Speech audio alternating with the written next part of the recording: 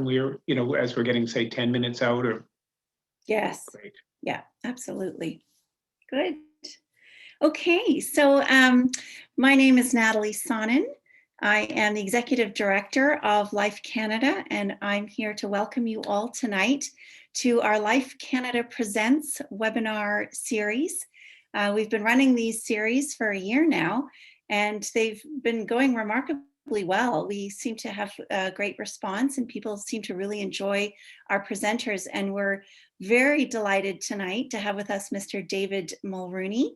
And David Mulroney you've got a very interesting career, David, so I'm really excited to dive into some of the things that you have done in your life. You spent 32 years in the Canadian Foreign Service as Canada's ambassador to the People's Republic of China. Mr. Mulroney also served as an Associate Deputy Minister of Foreign Affairs, as the Prime Minister's personal representative to the G8 summit, and as Deputy Minister to the Afghanistan's task force. Later on, you served as the President and Vice Chancellor of the University of St. Michael's College at the University of Toronto. You're a distinguished Senior Fellow at the University of Toronto's Monk School of Global Affairs. And Mr. Mulroney also represents the Archdiocese of Toronto on the board of Toronto's Catholic Hospital Network.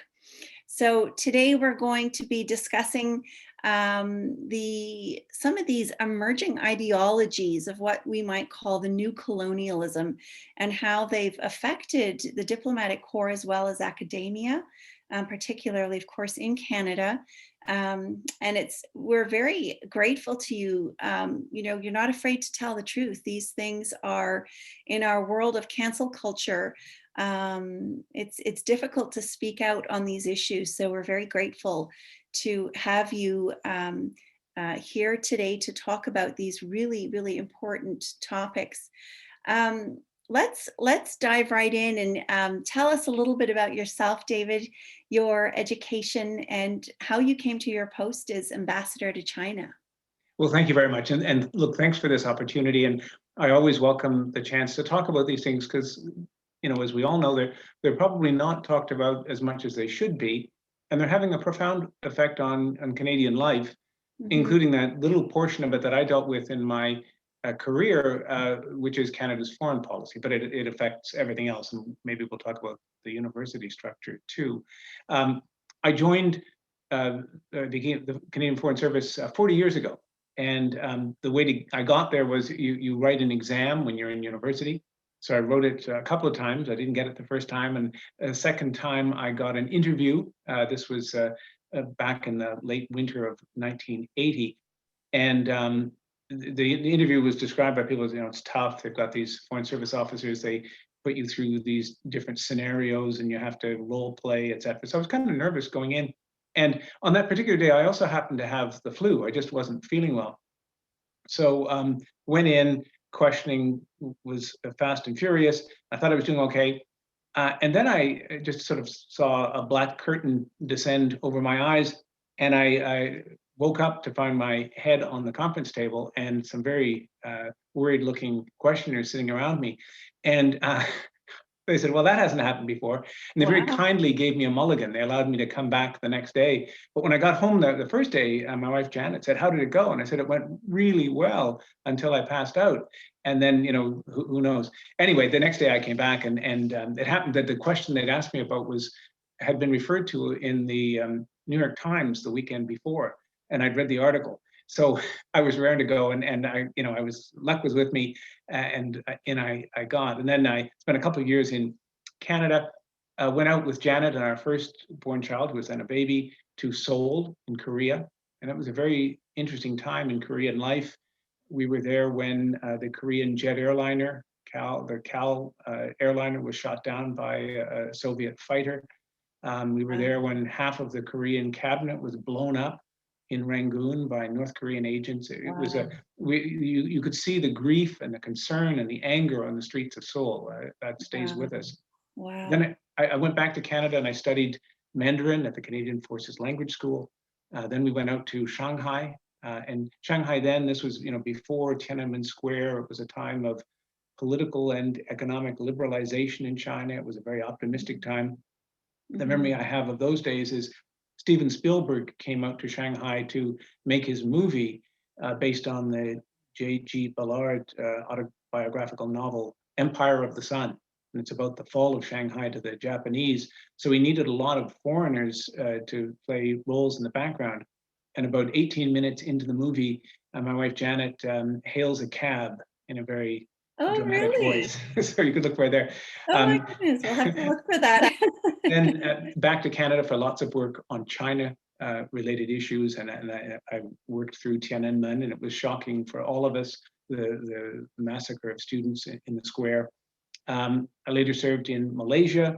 By then we had 3 kids, and it was a very interesting time. Malaysia was an economic boom for Malaysia, and lots of opportunities for Canada. And then ultimately on to Taiwan. And we were in Taiwan when they were having a presidential election, and the opposition, the Democratic opposition, won for the first time. And it was really wonderful to be in Taiwanese society as these ideas were being debated and people were having this peaceful democratic election. It was very inspiring, and I have a very, very soft spot in my heart for Taiwan. Yeah. Then I did a long stretch in Ottawa, running the Asia Pacific branch, and then I was the foreign policy advisor to Prime Minister Harper. That's a public service job. I got involved in Afghanistan. I'd seen Afghanistan as a backpacker in the 1970s, and I went back about 14 times during our Kandahar mission and before the Kandahar mission. And at one point I was at the Canadian Forces Base at Masamgar, looking down at the highway that swings from Kabul through Kandahar and onto Herat. And I remembered I'd taken a bus on that highway, but I couldn't, at this point, step a foot on that highway and be in any way safe. And it was always depressing to see what had happened to this very beautiful country, and also inspiring to see the difference that the Canadians were making. And I ended my career as ambassador in China, and found that it was an extraordinary time. China was feeling its oats. It was the end of the economic crisis for them at a time when the rest of the world was suffering.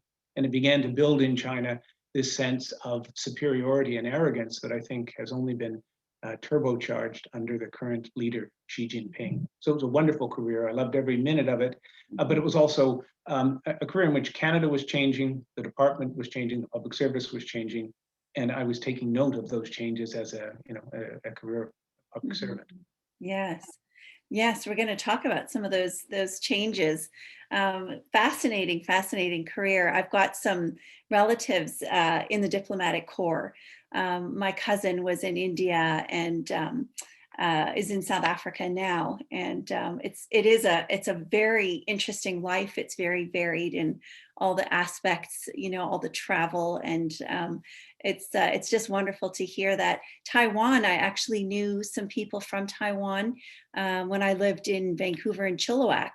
And they talked about it being a very wonderful country, like just very democratic and easy to live in, and that sort of thing, which is we don't really hear a lot about Taiwan in Canada. So just so interesting to hear all your travels and everything you've done.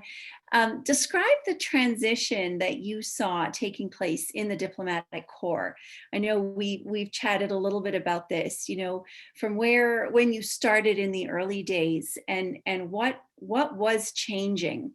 You mentioned that. So yeah, I'd frame the change as changes in the public service and I guess changes in Canada.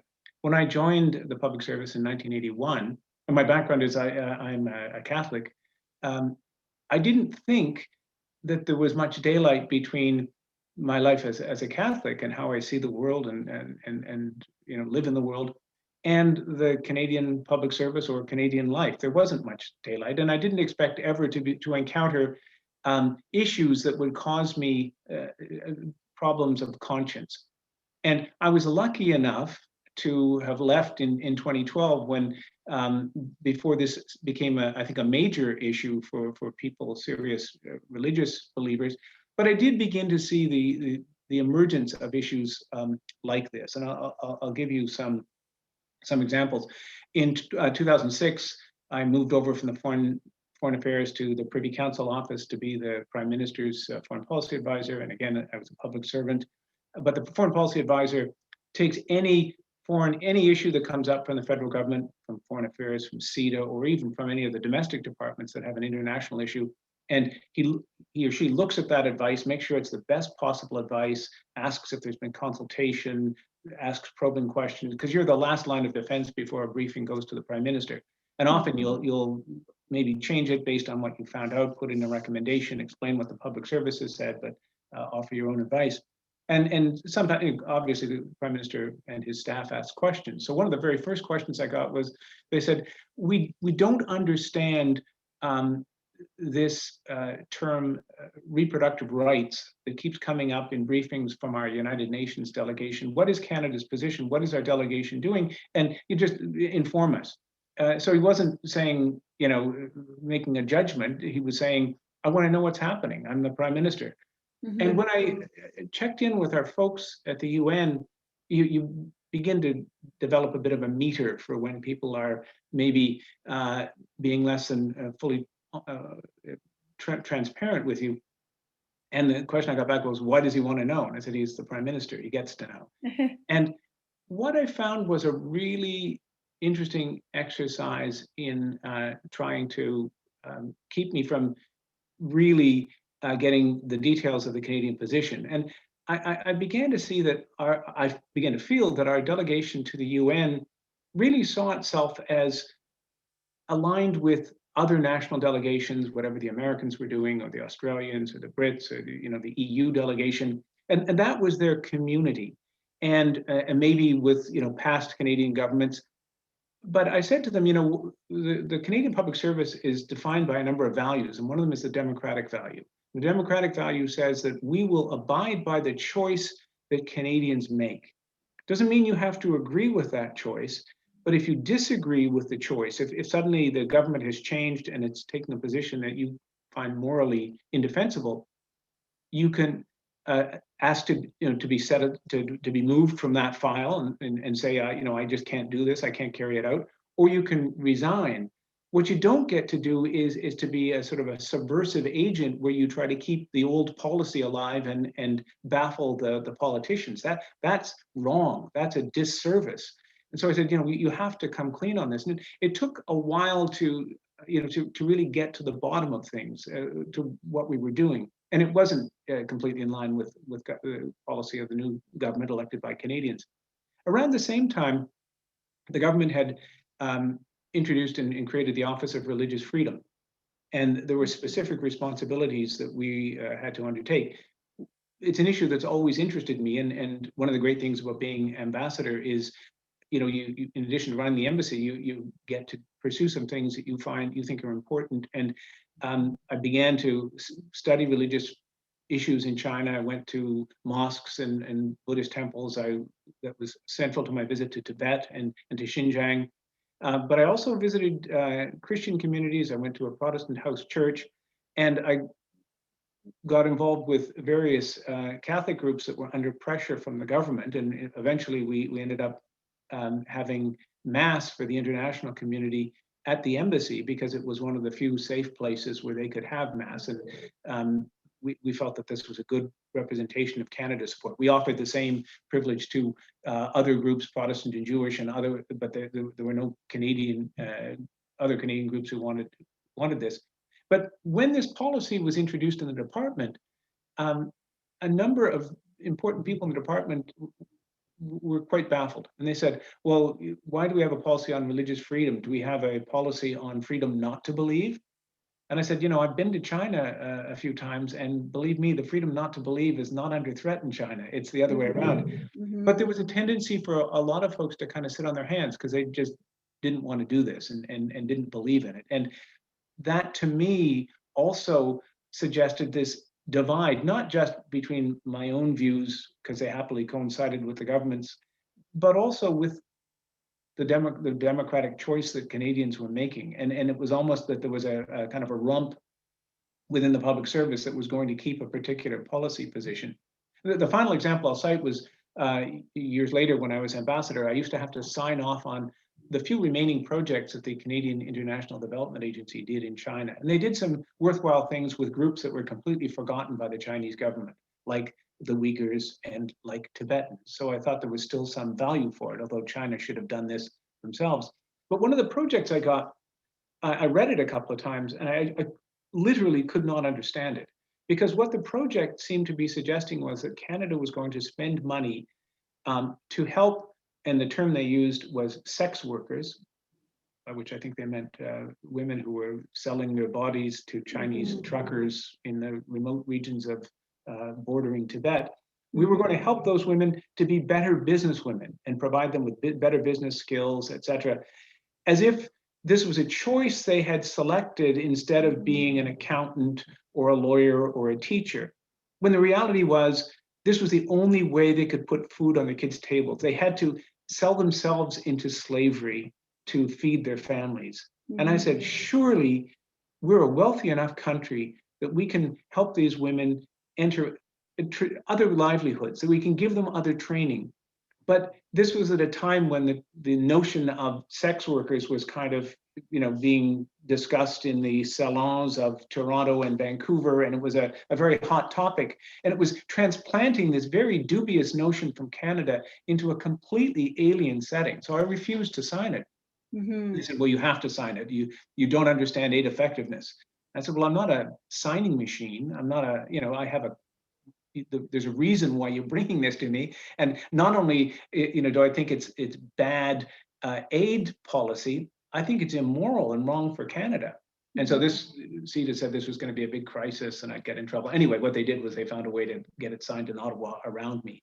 But these instances were showing me that my world was changing in ways that I needed to think about. And one of the things that persuaded me to retire when I did in 2012, rather than go back to Ottawa, was the sense that I didn't feel Ottawa was as congenial a place anymore. And maybe it was time to do other things. Yeah, very interesting. I know the buzzword reproductive health really came into play around this time. And I actually remember being in New York. I went to the UN for one of their status of women conventions, and this was the big buzzword.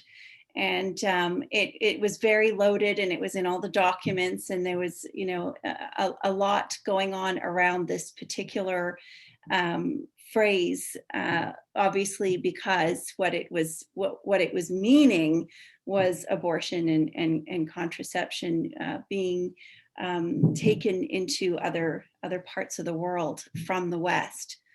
So yeah, I certainly remember that, and I remember all the sex worker talk going on as well at that time. And I think the Office of Religious Freedom was disbanded, I think, when it was with the Liberal government. Yeah. And it was at a time when, for example, it was just the beginning of another period of crackdowns. Tibet has been suffering for some time, and one of the things that our focus on Xinjiang should not distract us from what's happening in Tibet, although Tibet is much further along. The Chinese are basically dismantling every aspect of the religion. I remember it was very hard to go to Tibet. The Chinese ambassador travels around Canada at will, but I needed permission. And generally, what they were saying is, for example, for European ambassadors, you could only go as a group. So the Scandinavians had to go together, and those from Western Europe went together. Our natural partner is the United States, but it's such a handful that they said, okay, you can go alone. But the first time I got permission, they said, you can go in 3 weeks. And it was just around Easter. And that's a really busy time. Every MP, every minister is coming through. I couldn't leave Beijing. I just couldn't say, sorry, have a nice visit. I'm not going to be there. So I said, I can't do it in 3 weeks. And they said, well, we offered you a chance. It took another year to get permission. And then it was a battle. And I've been dealing with China for a long time, so I'm used to these battles, but it was, head to head, nose to nose fighting over I said, I'm not doing another banquet with the Chinese. I'm not doing another pointless briefing. I want to see things. I need to see things. And I didn't win every battle, but I won some of them. And one of the things that I wanted to see was the Jokong Temple, which is the heart of Tibetan Buddhism. It's the most sacred place in Tibet.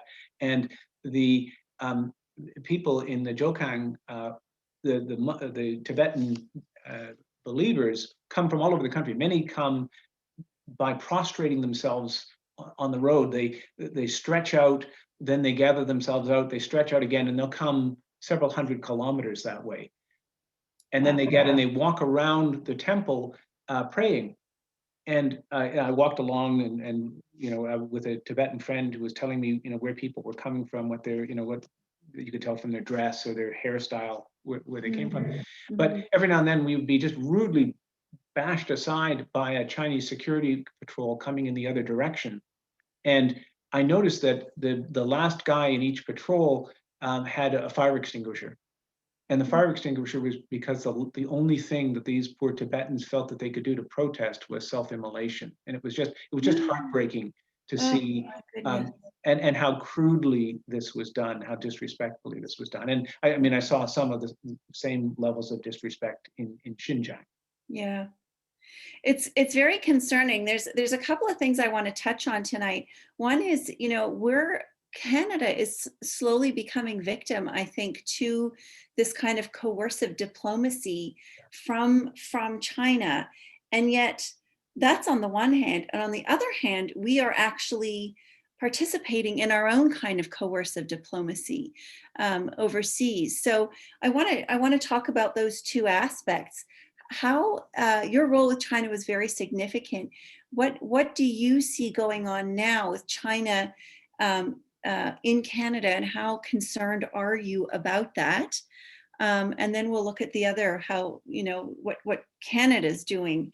But what do you feel is our greatest threat right now as Canadians? In my career, and so it's, as far as China's concerned, that's about, less than 30 years. The focus has gone from China, focused on China building itself up and pulling itself out of the chaos of the Cultural Revolution, things like that, to in the mid phase of my career, China in the world, China increasingly active in Africa and Latin America and interfering here and interfering there. But now the issue, I think, is China in Canada. And I wrote a book when I retired because I was afraid. I just felt that we weren't focused on the fact that we're in the midst of a significant change in the world. I'm not someone who believes that the United States will lose its authority or its dominant role in the world, and I hope that doesn't happen for our own sake. But it is changing, and we are becoming much more vulnerable to to interference by powerful states that use any opportunity that the United States is distracted, and increasingly that has been China. And what China seeks is for us to be compliant, to agree with what it's doing in the world, to remain silent when it commits offenses, as it's doing in so many places right now, and to support Chinese initiatives, and also to remain quiet when China basically infiltrates and carries away Canadian technologies and disadvantages Canadian companies. And it does this, by a variety of means, through traditional espionage, through using diaspora communities and the foreign press, through using what's called elite capture, where money is involved and distinguished Canadians, former senior officials and ministers and MPs go on boards, lucrative boards, or get consulting contracts, and basically they sort of seize opinion shakers and opinion makers and talking heads, and you have people who are actually delivering Chinese talking points. It sounds dramatic, but it's happening already in places like Australia. There's real evidence of that, and the Australian government has taken fairly decisive action against it. But we're not yet at that stage. But even look at things like our debate over the Olympics. When we didn't go to the Moscow Games in 1980, the worry was, well, if we stay away, it'll damage the games. Now we're really saying we have to go in next year to Beijing because we're afraid not to go. And that's a shocking admission for a country like Canada. And of course, they have 2 of our citizens held hostage. Right. So we've seen this very crude effort by China to influence Canada, to shape our views. We have a stake in a well-functioning extradition system. This isn't a favor. The Meng Wanzhou case is not a favor we're doing for the United States. Extradition exists so that criminals can't evade capture by crossing borders. I'm not suggesting Ms. Meng's got to have her day in court and the allegations have yet to be proved. But we have a stake in that. And breaking it for China and returning Ms. Meng before this process has been completed puts a big hole in our extradition ambitions. For example, the United States, I think, would be much less willing to work with us as closely as they do now. And others would wonder, is it an extradition treaty with an asterisk? So even that is an example where our autonomy and our sovereignty is being eroded. And sometimes it happens slowly, but eventually you wake up and discover that a lot of your policy choices are controlled by another country. That's right. Yeah. And I certainly, when you talk about talking points, how much of the media and how much of our, we'll get into the whole ideological infiltration in academia, but the Trump administration found that there had been something like over $6 billion of unreported money that had gone into universities, United States universities, mostly from China. There were other places like Saudi Arabia and Qatar. These are gifts that were given to these universities that they felt that they didn't want to report. And you just wonder, why is this money going into these universities, and what are the Chinese getting in return? Well, a lot of it is contracted research, and one of the Chinese techniques is the Soviet espionage effort was described or categorized by big, ambitious thefts of whole technologies. Chinese are much more careful, and they nibble a little bit here and there. So they'll do a project with one university and then another project with another. Nobody's paying attention. Nobody tracks this. But if you look at it, and the Chinese look at it, it all fits together. And slowly but surely, they're taking an entire technology and piecing it together by the little pieces that they have obtained from each of these schools. And schools are very entrepreneurial, but we have an interest. They're funded by Canadians, and they're supposed to serve the interests of this country. They should serve the interests of our students, but also some national interest.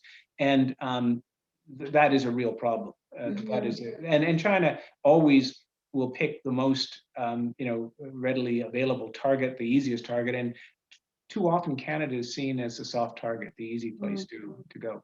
Yeah, very much so. And for more than just their interests economically, there's more, I think, at stake, even in terms of how they want us to understand ideologies like communism and Marxism.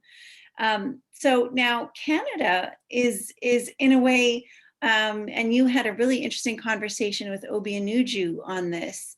Canada is doing its own sort of coercive diplomacy. And maybe we can talk a little bit about that. I know that's not your area of expertise per se, because a lot of the money that we're seeing being used around the world is going for these ideas of reproductive health, pushing gender ideology, ideas of feminism that are very foreign, I think, to a lot of these countries. What is Canada's role, and how do you feel about this going forward? Well, I got to listen to Obi Anuju Akoche, who's a Nigerian human rights activist and feminist, but someone who really speaks truth to the West when it comes to their interference in many African societies. And she talks about what would be good aid, like dropping our trade barriers and allowing African companies more opportunities to sell into our markets, versus what we think aid is. And when I went to hear her, my wife and I heard her speak in Toronto a few years ago. I got very interested in what she was doing. I read her book. And it occurred to me, because she particularly singled out Canada, and she said, if you look at the amount of money that's going into the reproductive health bucket in development assistance, and it's only one, there's education, infrastructure, there are a whole bunch of other areas where you can spend money, but all of a sudden, this is the dominant area from the West. Why is that? Well, it's because it's also about, and Canadian documents show this, they say addressing social norms, changing social norms, changing how people see their human reproduction, see the family, see things like this, and changing laws and regulations, because the majority of African countries oppose abortion, are pro-life, and many have laws that make it impossible. So all of a sudden, you have a lot of countries in the West spending a lot of money, and Canada is leading the way. And this was particularly noticeable when the Trump administration pulled American funding for the promotion of this, reproductive choice agenda, and Prime Minister Trudeau, dramatically stepped up. We had what we called a feminist international assistance policy. We also have a feminist foreign policy. And the numbers are not insignificant. We're now ramping up to $750 million a year for these programs. So what's wrong with it? Well, other than the very, it's something that pro-life people will automatically reject. But it's more than that. If you're designing an assistance program, surely you have to go and talk and listen to the people for whom it's designed. You also need a big degree of humility, because what can happen is if you're a big wealthy donor, you can begin to look down on the people who need that kind of assistance from you. So you've got to go in with a lot of humility, which has been conspicuously absent from the Canadian approach. And the other thing you need to bring to good assistance is a commitment to helping the country get off assistance as quickly as possible. Africans, like anyone else, don't want to be dependent on funding from countries like Canada. And again, this is absent. And it's absent, I think, for a reason. And I saw this play out in my own career. Sometimes foreign policy is used by governments, including our own governments, as a kind of an exotic stage from which they play back to Canada themes that are important to Canadians. Often it's something as simple as what's called diaspora politics. So if they go to Italy, they send Italian MPs, and it goes back via Italian media in Canada. And when they go to Ireland, it's the Irish. And when they go to China, as I saw time and time again, it was Chinese. So much of the rationale for the trip is to play back into Canadian ridings where Chinese voters are important. But this is also true of our feminist international assistance. But the problem is that we're doing real damage to African societies in a very cynical way. We're bringing into Africa the kind of social divisions that plague Canada, and we're bringing abortion in a big way. And it's not because we're listening to the Africans.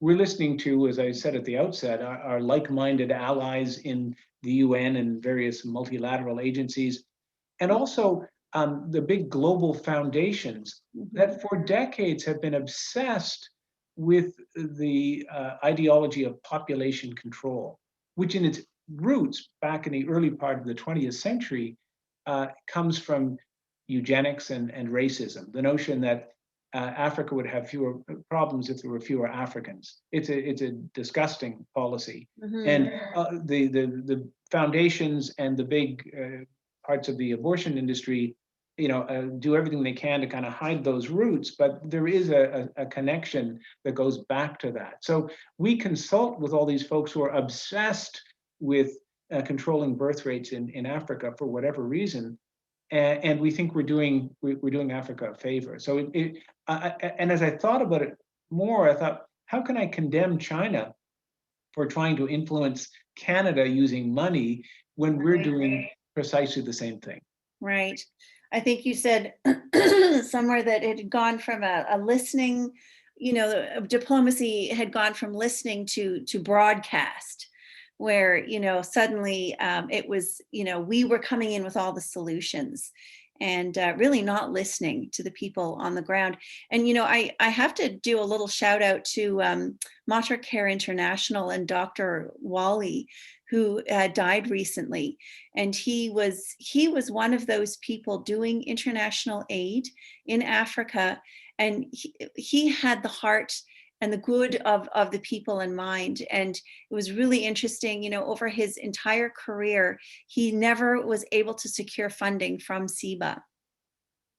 For, you know, despite all the good work he was doing in maternal and child care, building hospitals, rigging up, you know, ways for women so they didn't have to come in on donkey carts to have their babies. You know, they could actually be driven in a you know, an ambulance that could actually take the terrain. So they would be more like jeeps than ambulances. But, you know, he was doing all of this and really helping women and children in Africa, and just could never get funding from SIBA.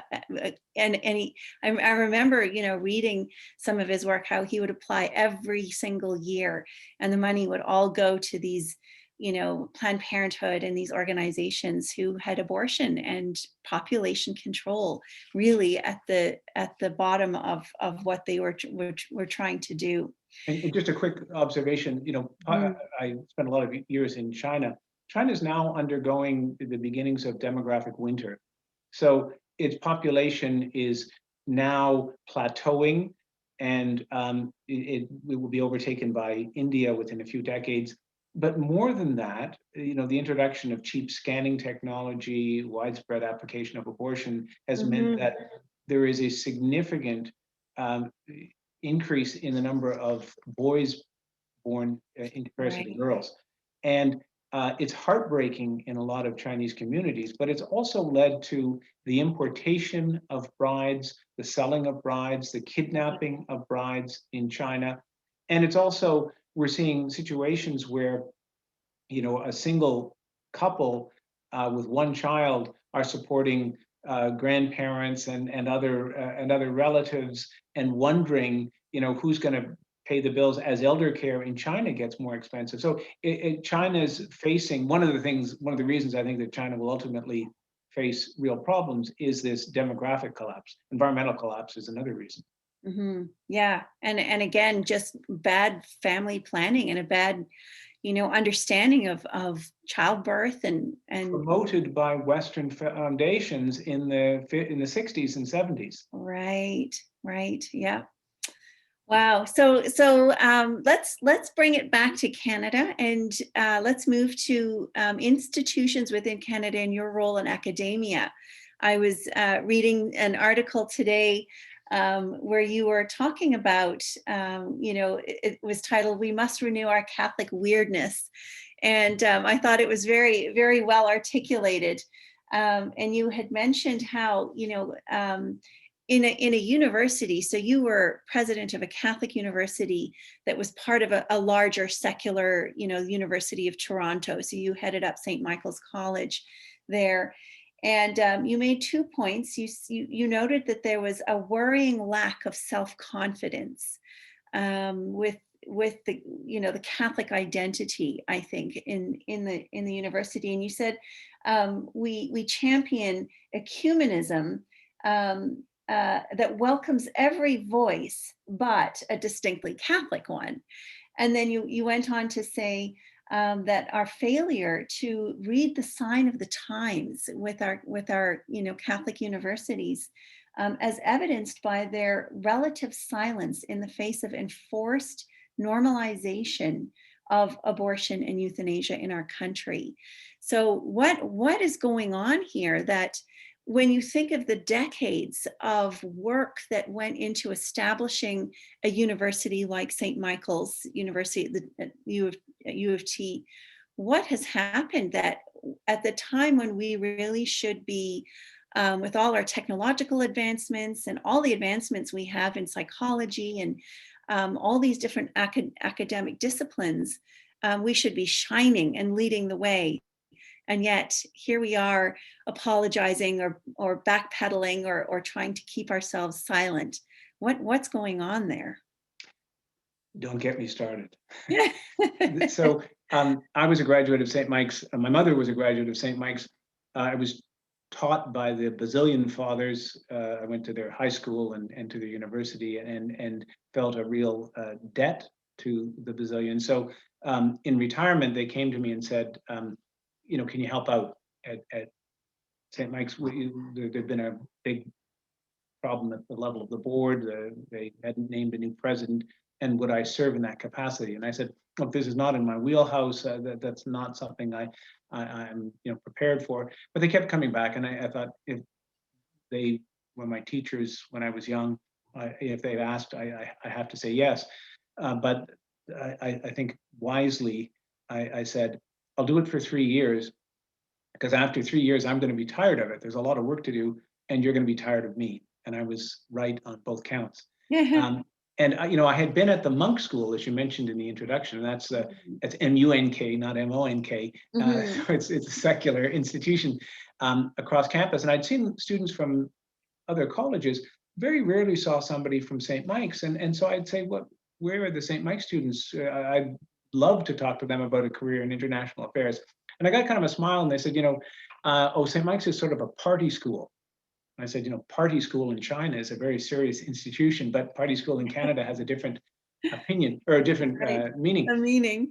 And so what I saw was an institution, and these are my views, it's got very controversial, because I felt that in order to address the change, I had to speak honestly about it. And that was the cause of a lot of controversy.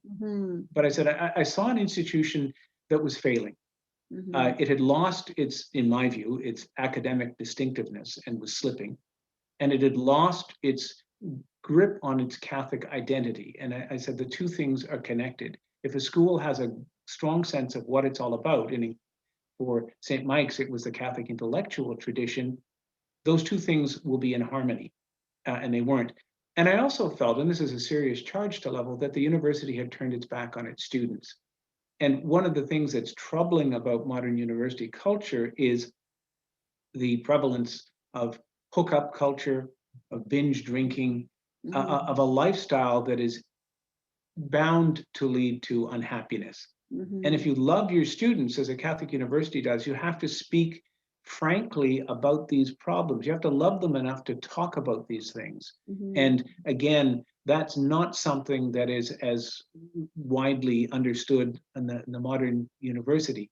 So we did address these things, brought in some really good people.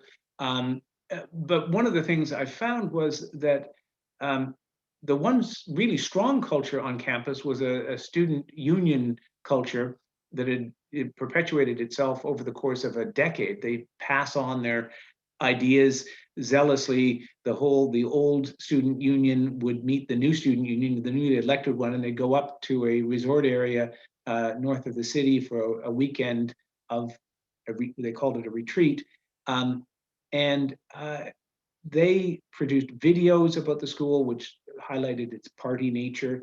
They were out communicating. When there's a void in communications in an institution, someone's going to fill it, and this group had filled it.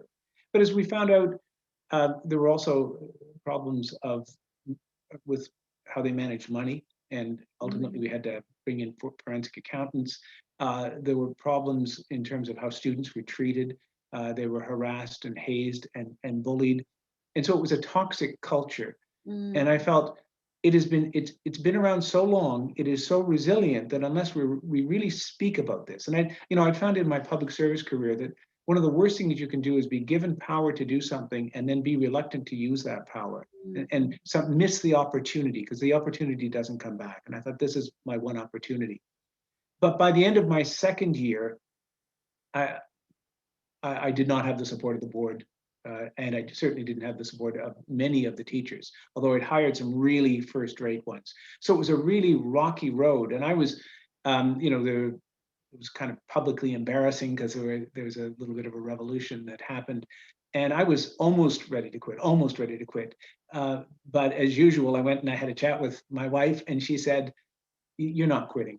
You got to tough out this year. You do not let them beat you like this. You have to stand up. You have to stick to your guns." So I stuck to my guns, and it was kind of a lonely year. I'd go into board meetings, and all heads would be down. No one would even talk to me. And these are the people who had brought me in to change things, but I think they had a limited appetite for change. Right. And while I was there, there were meetings of the other Catholic universities in Canada, and they were all, at one point they cobbled together a letter criticizing Donald Trump for his immigration policies.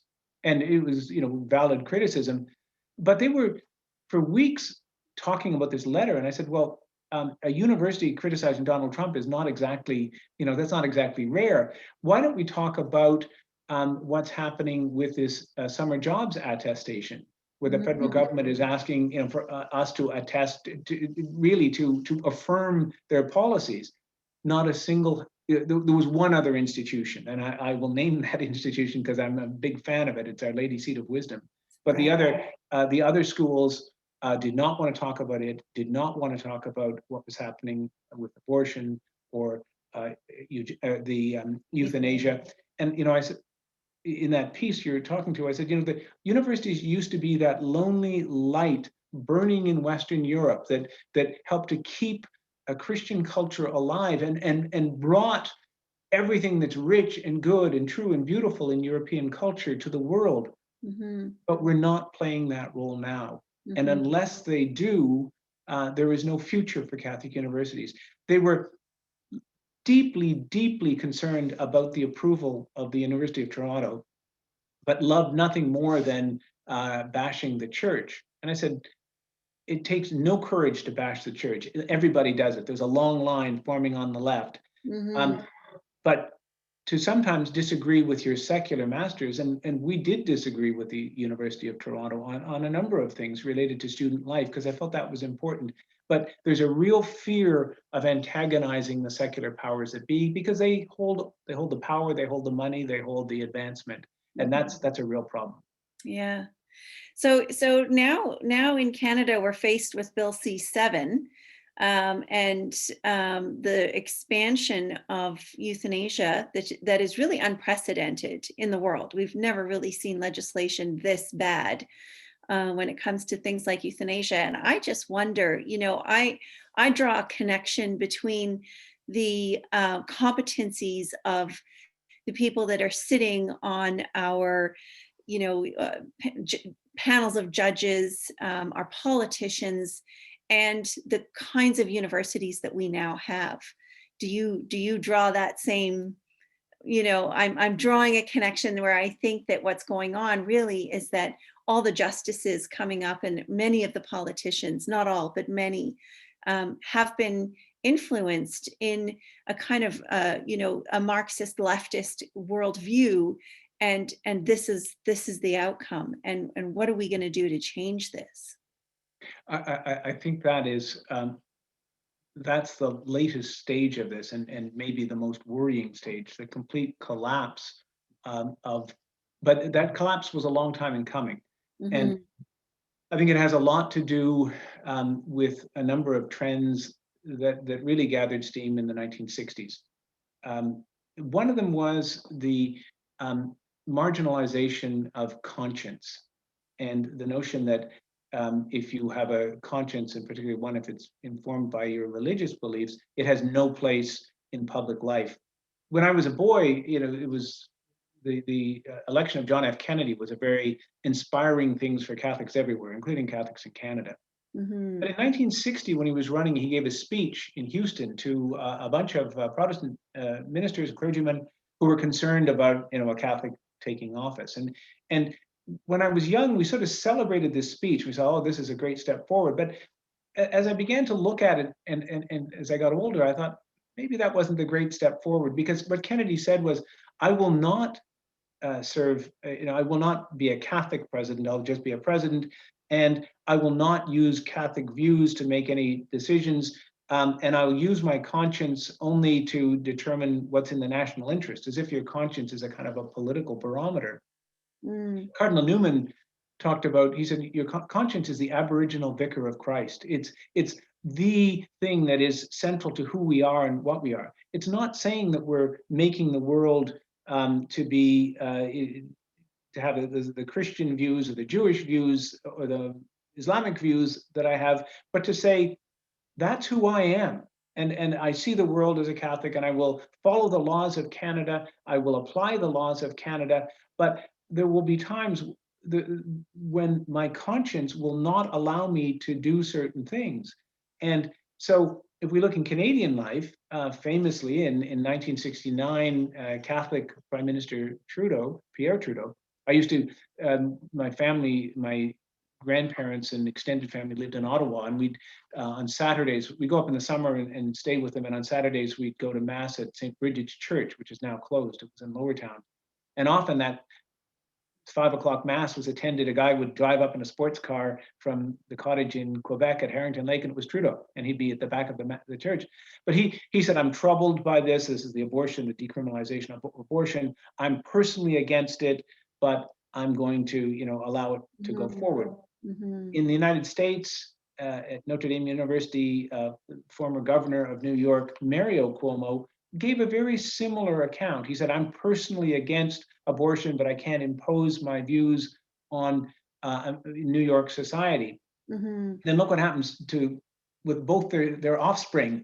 We have Justin Trudeau, who's presiding over the export of abortion to the world, and we have Andrew Cuomo, who turned the the Empire State Building pink to celebrate the expansion of abortion right to the end of pregnancy and beyond. Right. So we've lost touch with conscience, and that's a significant lapse. We've also delinked our rights, which endlessly proliferate, from our responsibilities. When's the last time anybody talked about a new responsibility we have? There aren't many, but it's about rights. It's about us.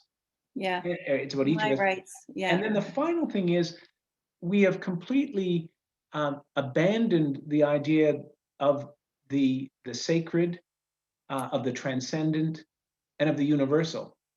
And your whole notion of human rights collapses if you don't believe that there is this. There are the things that are universal, that connect all of us as human beings. This is what gets into the dangerous ideologies at universities. You get critical race theory, you get critical gender theory, that then divides us and subdivides us and says we are bound and determined to act a certain way. We are either guilty or victimized because of our birth. And where that's taking us, gosh, all bets are off, but it's very worrying.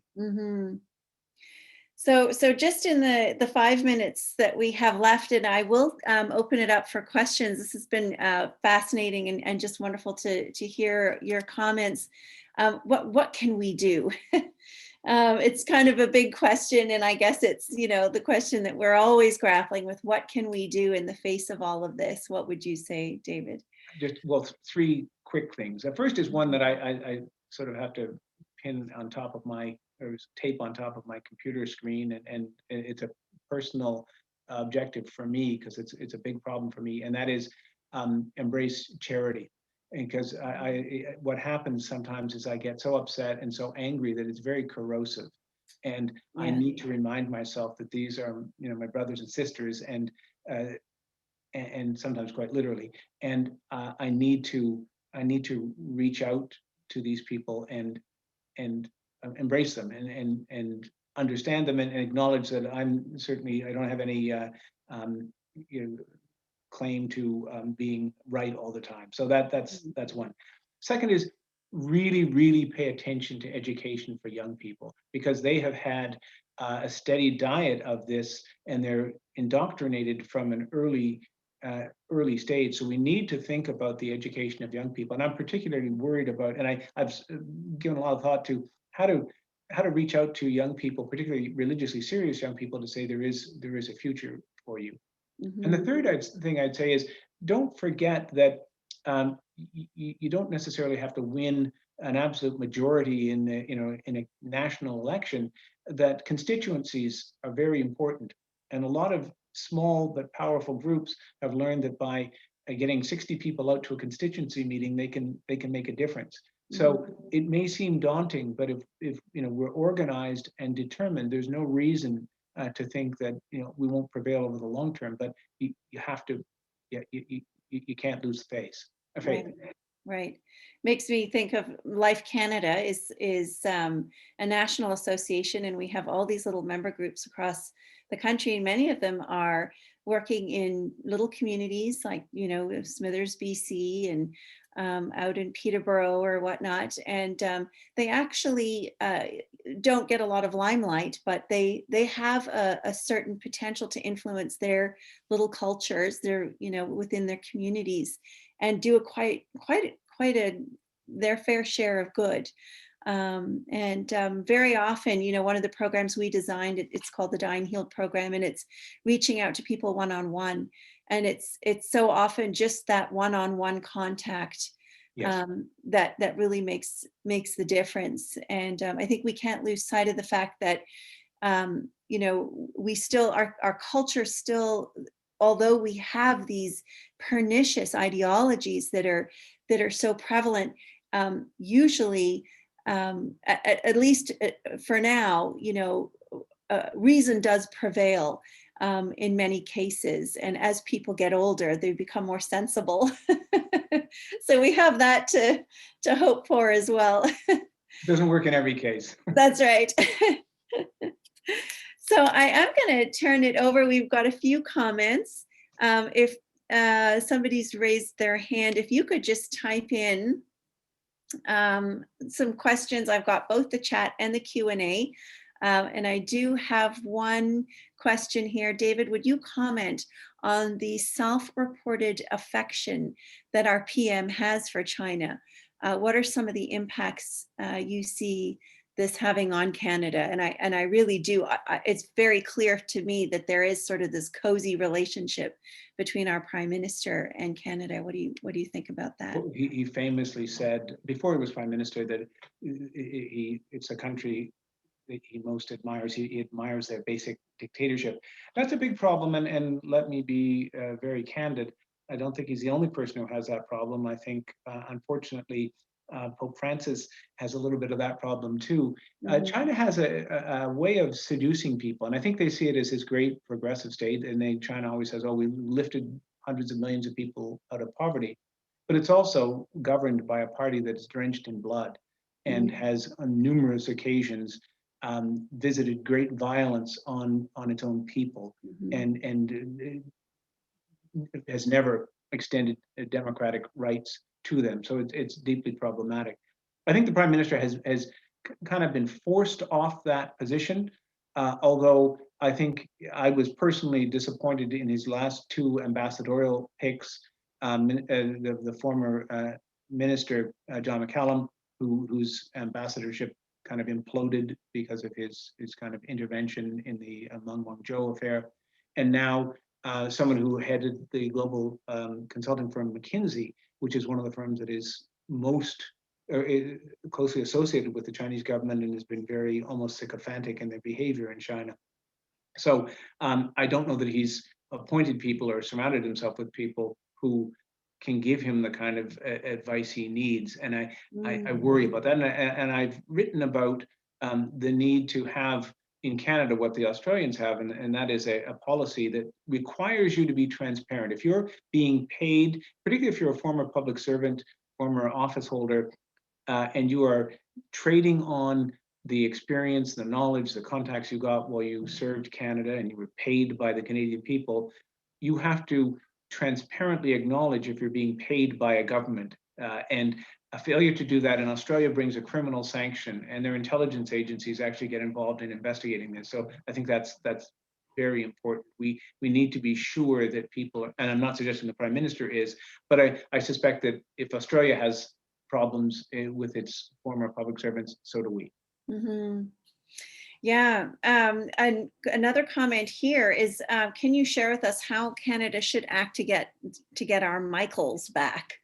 Not really so much a pro-life issue, but these are all great issues of our day. How do we get them back? Do we seem to be making any progress? I don't think we can get them back until the Meng Wanzhou issue is resolved. And there are people who say, well, we could just return Meng Wanzhou and that would get Michael Spavor and Michael Kovrig out. And that that's probably true, but I don't think we can do that and retain our sovereignty and our autonomy. And it does real damage to us as a country. It also makes other people vulnerable to this, because China will say, well, if you want to get Canada to change their mind, this is what they'll do. Yeah. One possibility is there was a similar case a few years ago where a Chinese person was arrested in Vancouver. He was in the process of becoming a Canadian on espionage charges on behalf of the United States. When that happened, the Chinese detained a Canadian couple who were Christians who ran a coffee shop up in North China, Kevin and Julia Garrett, very cruelly detained. Kevin in particular was kept for an even longer time. What happened was the fellow who had been arrested did a plea deal with the United States, admitted his guilt, did prison time, and eventually the Chinese were so embarrassed that they released the Garretts.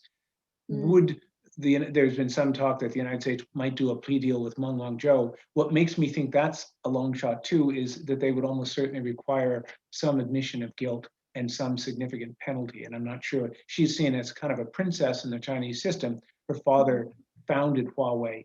So this is a very, very difficult issue. And that's precisely why China has done this, is they put us in an almost impossible position. Wow. Wow. Somebody's just written here and said, is there moral culpability when doing business in China? No. I don't think so. Okay. It depends a little bit on what you're doing. If you're selling technology that's used to imprison the Uyghurs, no. If you're selling food to China, I still believe that we should have an economic relationship with China that's to our mutual benefit. We should be very careful, though, that we don't become overly dependent. And there's certain sectors. One product is canola, hugely important in Western Canada, but China is a very, very significant. It's our main export destination. One way around that, or one way of making ourselves a little bit less vulnerable, is to do more of the processing of a commodity like canola in Canada. That may open up more opportunities. And it also means there are different kinds of Chinese consumers, because as powerful as the Chinese state is, many of the buyers buy, for example, canola instead of Chinese rapeseed, because canola is a much better product. So we win on that account, and that's something that would help us from completely getting wiped out of the market. And here's just to turn to some of your other experiences from Josh here. Given your experience with the current climate of higher education, would you recommend attempting to reform these institutions from within, or starting new institutions that would have missions and visions that are more in line with providing a higher standard of education than what's being currently provided? I would like to suggest that institutions should be reformed from within. The problem is, I'd never seen politics until I got to the university. These are organizations that are addicted to the most Machiavellian internal politics. It's very, very hard. They're constructed so that they're very, very hard to change, and they're resistant to change. The other thing I think that's true of them is, and when I joined the government in the early 80s, it was at a time when government was finally being held accountable for its culture and how it used the resources and the money that Canadian taxpayers provided. And the entitlement culture in government changed. It was a very painful change because governments were slow to understand this, but it was a change that was required of us by the Canadian people. It's taxpayers' money. What I saw at universities years later is a culture that is very much into this entitlement culture. I signed every check in the university, and at one point, one particular faculty submitted a bill for their dinner, and I read all those things, and I was shocked to see that there was the bar tab was added, and somebody had an $18 glass of single malt scotch. So I shredded the claim and I sent it back, and I said, people donate money to our university, but they don't donate it to cover your bar tab. Pay for that yourself. But Mhm. there's that culture. So I think what's more likely to happen is that there will be some kind of a crisis for these institutions, and it's going to be very painful. And I don't know what the outcome is going to be. Mhm. I think there's a lot going on with private education. Yeah. And even I would say there's a homeschooling revolution that's going on silently. Um, and the effects of that will probably be felt decades from now, but it might certainly come swooping in, to save these institutions that are in crisis. So thank you very much, David, for your time tonight and for your incredible insight and your sharing your experiences with us on a myriad of very, very interesting topics. And I must say, it's kind of, for me, it's wonderful to talk sort of about, economics and foreign policy and mix it all in with, abortion and the issues that I'm used to talking about. But it's nice to sort of be able to put them all together and look at all these very important issues that we're staring down the pike at. Thank you so much for your time, and I wish you all the best. And this has been recorded, so for anybody who wants to watch again or share, this will be made available. And again, David, thank you so much. Natalie, thank you. And thanks to all the folks who are listening. My first exposure to the pro-life movement came through my mother, who was very active way back when, as we were getting into this crisis situation. And she was a very serious person, and that spoke to me. If she's interested in this, this is something to be interested in. And the one thing I'd say is that we've talked about the ideologies and the things that have happened in Canada, but abortion itself has been like a wrecking ball, swinging through Canadian society, doing damage. Just change metaphors. It has been a corrupting force on our society. So we shouldn't underestimate how damaging that has been to people, obviously to the unborn, but also to the structures of our society. And I think that wrecking ball has enabled the entrance of euthanasia into our society. Yes. And so I really thank you for your work. It's important work, and it's an honor to be among you tonight. Thank you. Good. Thank you. Thank you so much. All right. Good night, everybody. Good night, and all. We'll see you again. Bye-bye. Bye-bye.